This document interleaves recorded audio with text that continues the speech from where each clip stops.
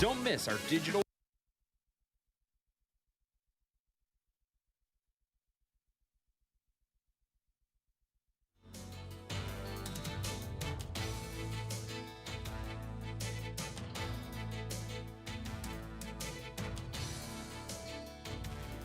Now on NBC Palm Springs at 5, authorities are searching for a man who was last seen up Highway 74 that has been missing since last week. We'll have details on the search.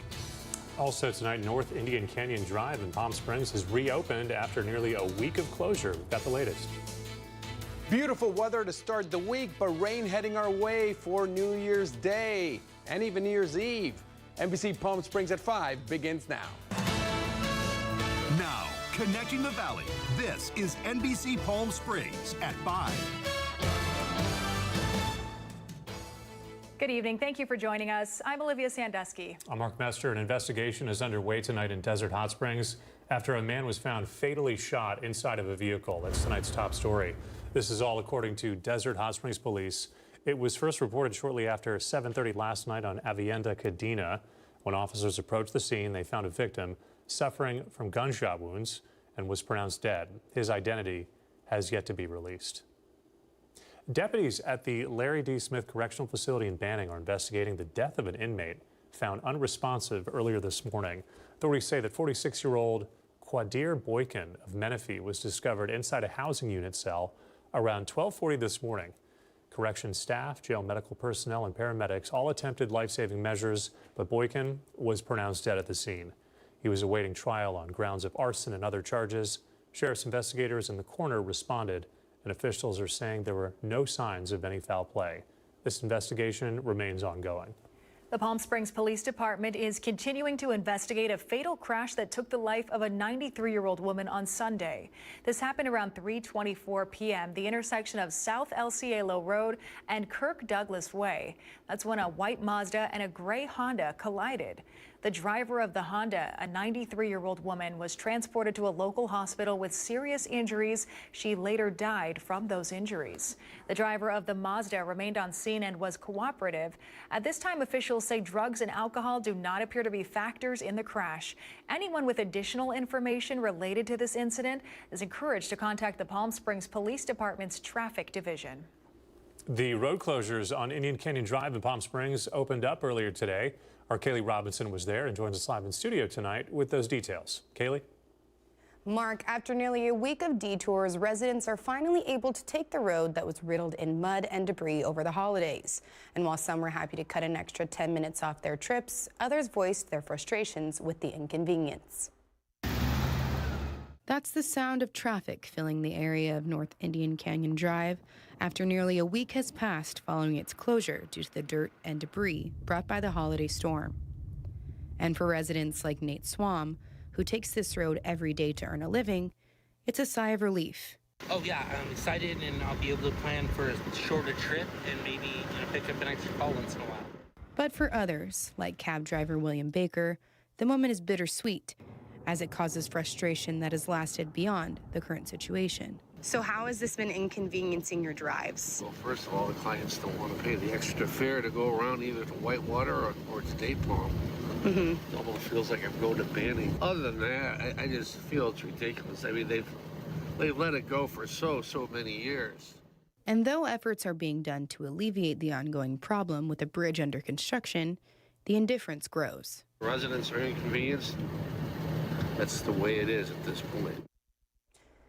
Now, with more rain predicted in the coming days, roads may be further impacted and potentially blocked. And we will keep you updated with the latest. Live in studio, I'm Kaylee Robinson. Back to you.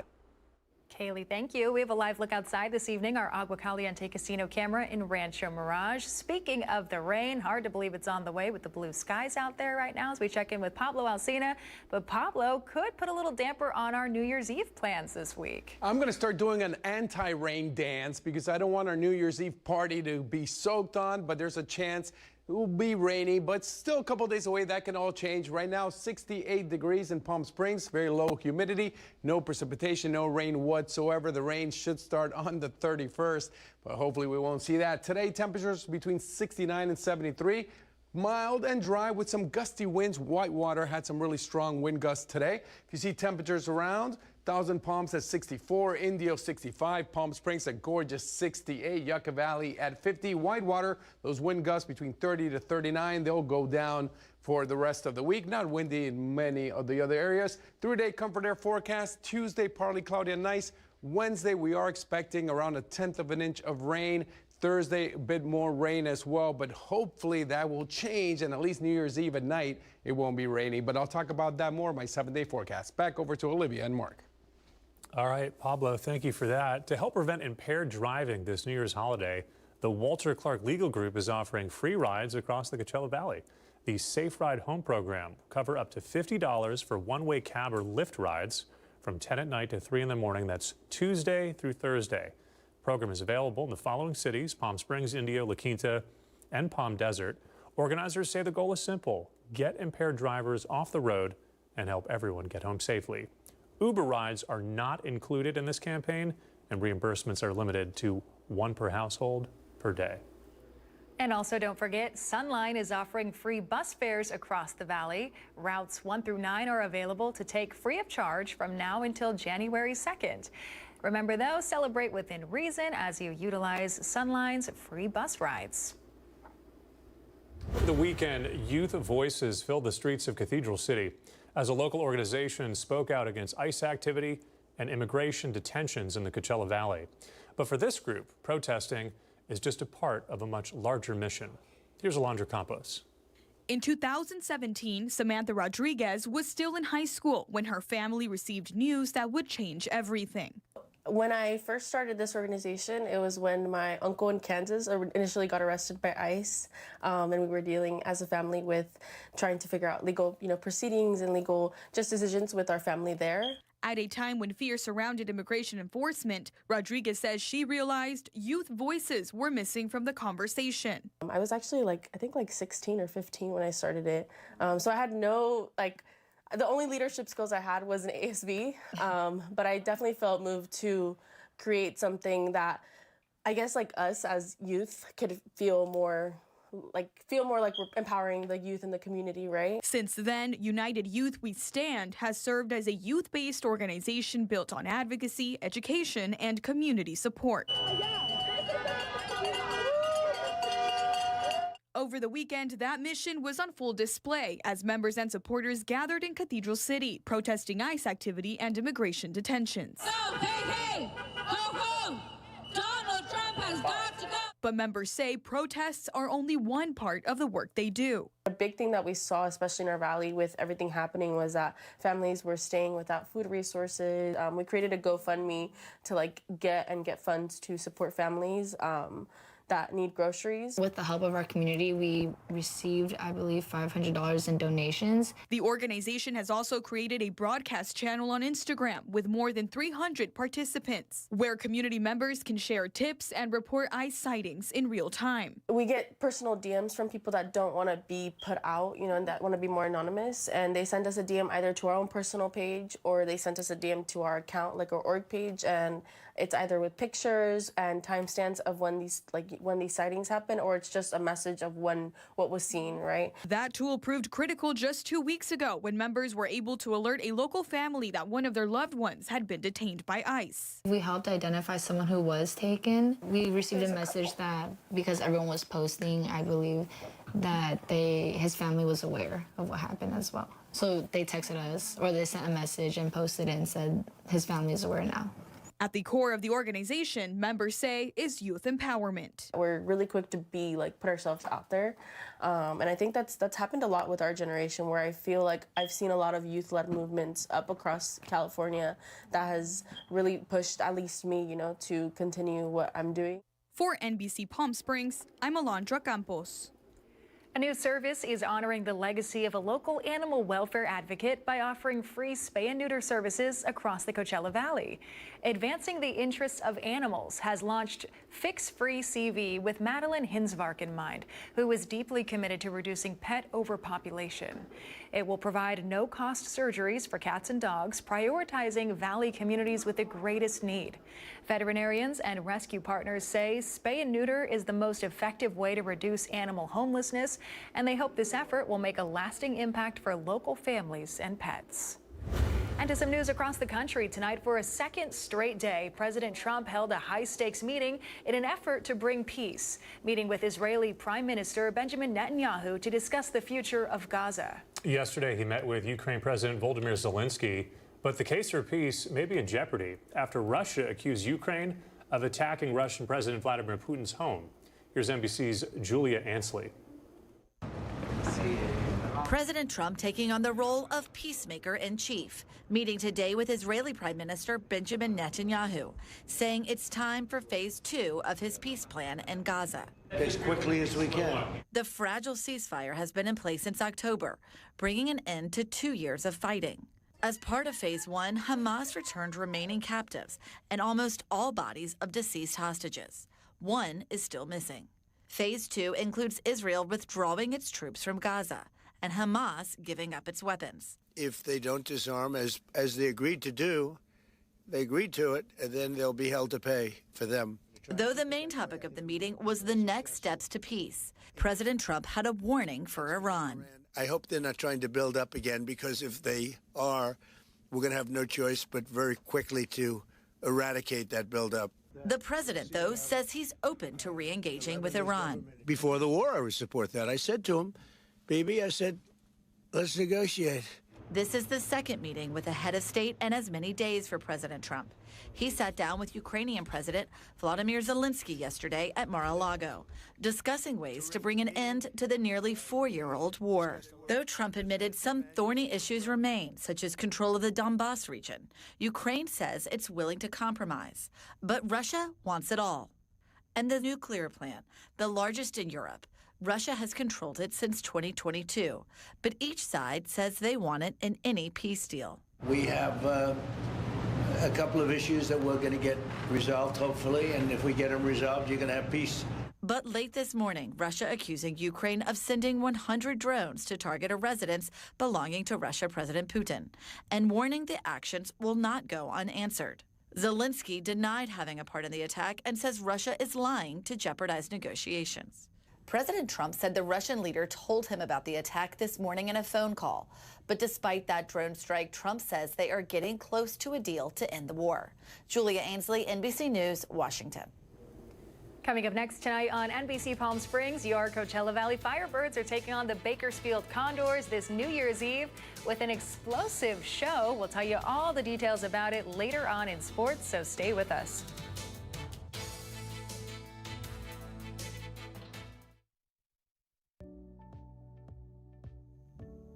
Missed the news yesterday? Well, don't worry. You can watch the latest stories and even original news programming over on our website, NBCPalmSprings.com.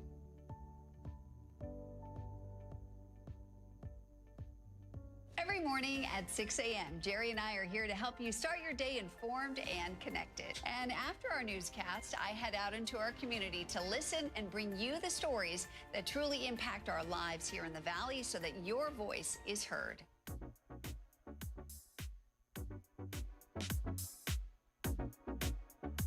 You're watching our digital live stream. For the latest news and updates on developing stories, head over to our website, NBCPalmSprings.com.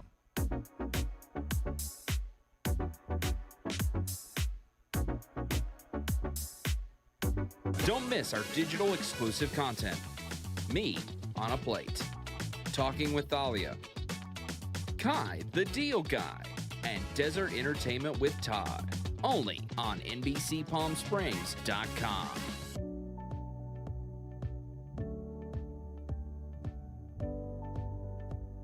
News isn't all we do.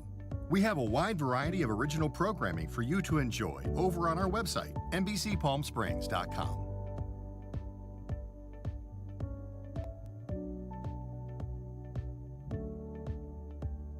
Successful wildlife projects are happening all across the Salton Sea. And in the middle of these restoration efforts, lithium enters the equation. Dive into the delicate balance of nature and the emerging Lithium Valley, streaming on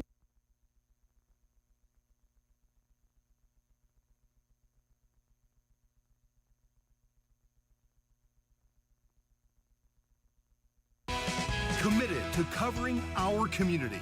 You're watching NBC Palm Springs at 5. Welcome back. A local 27-year-old man has been missing for a week and was last seen on Highway 74. Tonight, the family of Daniel Hernandez says they are desperately searching for answers. Brett Rosen has the story. Here on Highway 74, where about a week ago, a man named Daniel Hernandez went missing, and now his family telling me they didn't have a normal Christmas because all they wanted was their brother back. This is some of the last video footage of Daniel Hernandez, a 27-year-old La Quinta man who went missing on the 22nd. The footage was taken from the Santa Rosa pit stop's surveillance camera. It shows Hernandez talking with a cashier, handing items back and forth. Then later on showing Hernandez walking out of the pit stop and heading down the road. Now a week later, Hernandez's older brother Eric Patino says all they can do is hope Daniel is safe. Just hope the best and hoping that he's okay and he's well somewhere. You know, we don't know where he's at. We just want him home, please. Family says Daniel was driven by a friend up the mountain. Then the driver was arrested and one of the officers said he would take Daniel home, but only dropped him off at the pit stop even though Hernandez's phone didn't have any charge. Now Patino says he's frustrated that his little brother was left all alone. Why would the officer even allow him to, or drop him off right there knowing there's no sidewalks to get down this mountain or anything? We've reached out to the California Highway Patrol, who was the arresting agency, to confirm the story and are waiting for a response. What we do know for sure is that according to Riverside County's jail information system, a name matching one provided by Hernandez's family does appear, showing an arrest date on December 22nd. And other locals who frequent the highway say they are worried too for Daniel Hernandez, saying the road is dangerous, especially on foot. Yeah, I think pedestrian traffic would not be advised on this road for sure. A lot of speeding traffic around the corners and people not paying attention too well. And it's dangerous to walk the highway. There's not really a shoulder to walk on. Now, if you have any more information on the whereabouts of Daniel Hernandez, you can contact the number right there on your screen. Here on Highway 74, I'm Brett Rosen, NBC Palm Springs. All right, thanks to Brett for that. Turning to some news across the country this evening, the Trump administration announced the amount of funding each state will get for the first year of the Rural Health Transformation Program. The awards range from $145 million to $281 million. The program will award $50 billion over 5 fiscal years. Half the money will be split evenly among states. The other half will be awarded through a point system based on a set of criteria. Of that second half of discretionary funds, about 20% is based on a state's commitment to specific policy actions. The provision granting states extra points if they agree to implement Trump administration policies has drawn criticism. States will be rescored each year, and funds may be clawed back. We've got a live look outside for you. Gorgeous view from our Indian Wells Golf Resort camera this evening. Rain on the way for the Coachella Valley. When will it arrive? Pablo's tracking your 7-day forecast right after the break.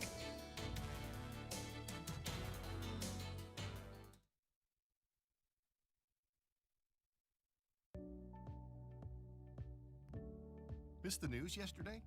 Well, don't worry. You can watch the latest stories and even original news programming over on our website, NBCPalmSprings.com.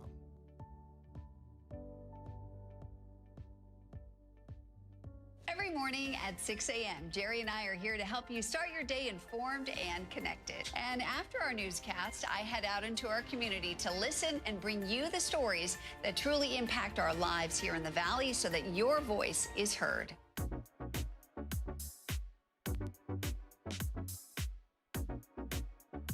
You're watching our digital live stream.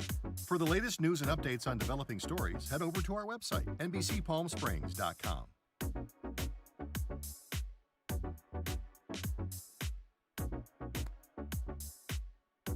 Don't miss our digital exclusive content. Me on a Plate, Talking with Thalia, Kai the Deal Guy, and Desert Entertainment with Todd. Only on NBCPalmSprings.com.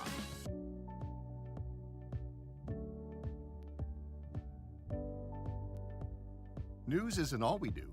We have a wide variety of original programming for you to enjoy over on our website, NBCPalmSprings.com.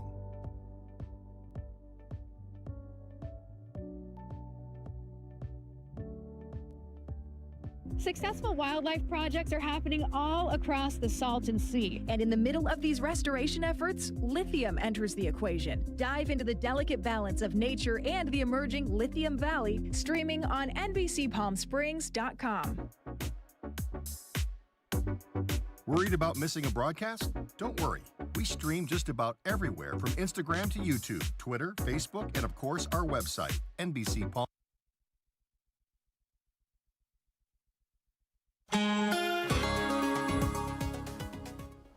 Happy Monday, Pablo Alsina. Also, the last Monday of 2025. Time flies. Walter Clarkham shot showing a gorgeous day today. Temperatures were perfect, absolutely no rain. Sensational. We were actually 2 degrees hotter than normal, usually 68. Today, a very cool 70 degrees. The record 90 back in 1980. We weren't even the hottest in the whole Southwest, coming in well behind San Diego and Phoenix at just 70 degrees for Palm Springs. High temperatures we saw today. Palm Desert with the hottest in the area at 71. Joshua Tree with a high of 54. Big Bear City with a high of just 41 degrees. The dew point's very comfortable, 31 degrees, so it hasn't been muggy at all. Like I said, just gorgeous, gorgeous weather. It will cool off some at night. 57 degrees in Palm Desert, 54 in Palm Springs, below freezing up in Big Bear City. Now, everyone wants to know about New Year's Eve and New Year's Day. We are expecting some rain, less than 1/10 of an inch on Wednesday and Thursday. However, we are expecting rain New Year's Eve night and New Year's Day. For most of the day, it should be rainy, but again, not too much rain, less than 1/4 inch of rain for both days combined, but hopefully your New Year's Eve plans will not be ruined. 7-day Comfort Air forecast. Like I mentioned, rain for Wednesday and Thursday. The rest of the days should be gorgeous. How could it only rain on New Year's Eve and New Year's Day? Hopefully that won't be the case, but that's what it looks like today. Of course, that can all change. I'm Pablo Alsina. Enjoy the last week before 2026 and keep it here on NBC Palm Springs.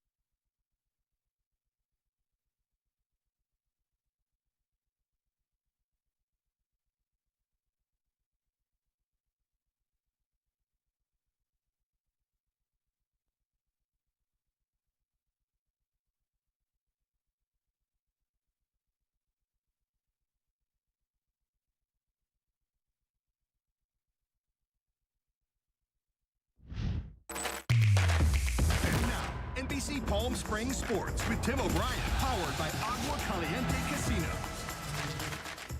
Welcome back. The Firebirds return home Wednesday night following their quick trip to Vegas over the weekend, unfortunately falling to the Silver Knights 6-3. But before you go out on New Year's Eve, be sure to grab your tickets to the Firebirds game and enjoy the largest indoor fireworks display in the Valley. Now, immediately following the game against Bakersfield, Acrisure Arena will light up the arena with fireworks to end 2025 on a high note and begin 2026 with a bang. That video there, of course, from last season. The Firebirds, they continue to climb the Pacific Division standings. The youngest team in the league, certainly not playing like it, a team that's 6-3-1 in their last 10. You see there on your screen, certainly an impressive young group that never gives up, always finds a way to battle back. Now you see Colorado running away a little bit with the division, but really not too far off. Ontario in there, San Jose, Calgary, but if you notice, Calgary playing nearly 4 or 5 more games than everybody else in the division. And then you've got the Firebirds just hanging on just a few points out. So things are looking up, and the Firebirds certainly hitting their stride at the right time. Now the Cactus Cup sticking on the ice, returning this weekend to Acrisure Arena. It's the second annual event. It features the University of Massachusetts Lowell, who won last year, Minnesota State, Yale, and St. Cloud State. Yale, of course, the College of John Hayden, forward for the Firebirds. The 2-day event starts Friday, January 2nd at 3:30, with the game 2 beginning at 7 p.m. Then the action continues on Saturday, January 3rd, with the consolation game at 3:30, and then the championship at 7. Tickets still on sale.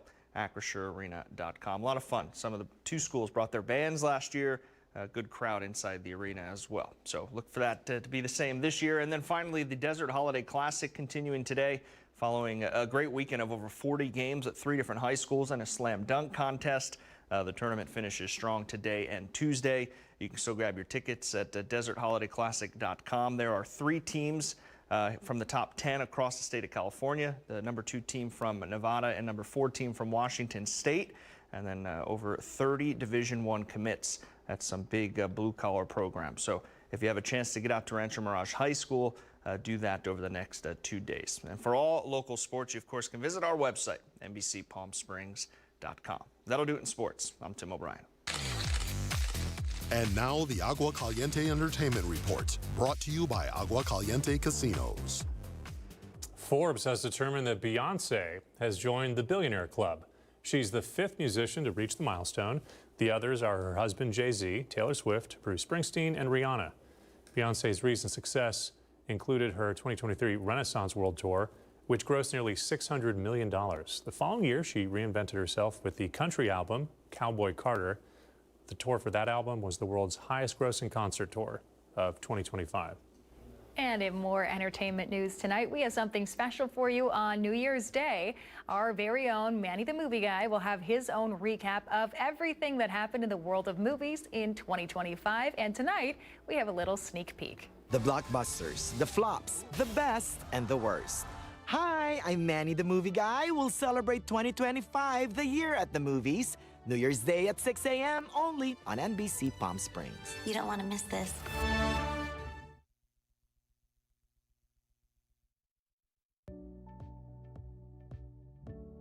Missed the news yesterday?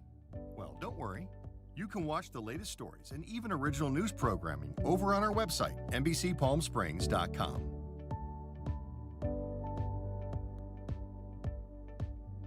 Every morning at 6 a.m., Jerry and I are here to help you start your day informed and connected. And after our newscast, I head out into our community to listen and bring you the stories that truly impact our lives here in the Valley so that your voice is heard.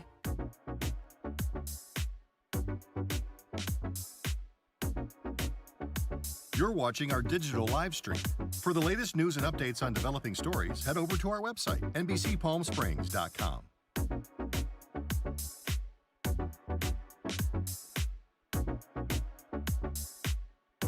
Don't miss our digital exclusive content. Me on a Plate, Talking with Thalia, Kai the Deal Guy, and Desert Entertainment with Todd. Only on NBCPalmSprings.com.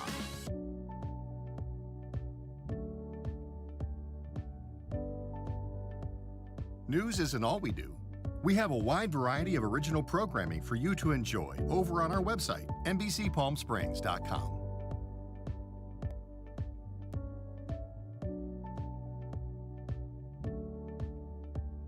Successful wildlife projects are happening all across the Salton Sea. And in the middle of these restoration efforts, lithium enters the equation. Dive into the delicate balance of nature and the emerging Lithium Valley, streaming on NBCPalmSprings.com. Worried about missing a